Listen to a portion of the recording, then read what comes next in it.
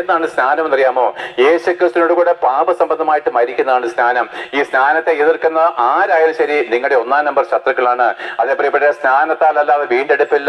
നിങ്ങൾ എല്ലാ തവണയും നിഖ്യാവിശ്വാസ പ്രമാണം ചൊല്ലുമ്പോൾ പറയാനുണ്ടല്ലോ, മാമോദീസ ഒന്ന് മാത്രമേ പാപമോചനത്തിലായിട്ടുള്ളൂ എന്ന് ഞങ്ങൾ ഏറ്റു പറയുന്നു. ആമേൻ. അതേ പ്രിയപ്പെട്ടവരെ, ആദ്യ നൂറ്റാണ്ടുകളിൽ മാമോദീസ സ്ത്രീഹന്മാര് സമ്മതിച്ചത്, അനുവദിച്ചിരുന്നത് വിശ്വസിക്കുന്നവരെ പൂർണ്ണമായിട്ടും സ്നാനപ്പെടുത്തുക, ജലത്തിൽ നിമഞ്ജനം ചെയ്യുമായിരുന്നു. അതെവിടെയാണ് പ്രിയപ്പെട്ടവരെ മാറിപ്പോയത്? പ്രിയപ്പെട്ട, പൂർണ്ണമായിരിക്കുന്ന ജലസ്നാനം മാനസാന്തരപ്പെട്ടതിന് ശേഷം വേണം നാം നമ്മുടെ പാപസംബന്ധമായിട്ട് അടക്കപ്പെടുകയും നമ്മൾ എന്താണ് നീതി സംബന്ധമായിട്ട് ഉയർത്തെഴുന്നേൽക്കുകയും ചെയ്യുന്ന ഈ സ്നാനത്തിലാണ്. ഈ സ്നാനത്താലത്തെ നമ്മൾ നീതി വസ്ത്രം ധരിക്കുന്നത് ഗലാത്യർ 3:26, 27, 28. ഈ സ്നാനത്താലത്തെ നമ്മൾ യേശുക്രിസ്തുവിനെ ധരിക്കുന്നത്.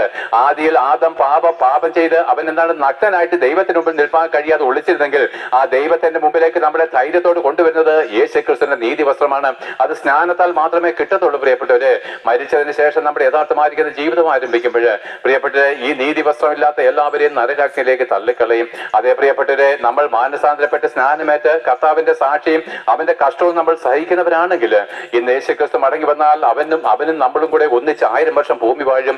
1000 വർഷത്തിന് ശേഷം ലോകം അവസാനിക്കുമ്പോൾ സ്വർഗത്തിലേക്ക് ചിറക് വിരിച്ച് പറന്നു പോകും.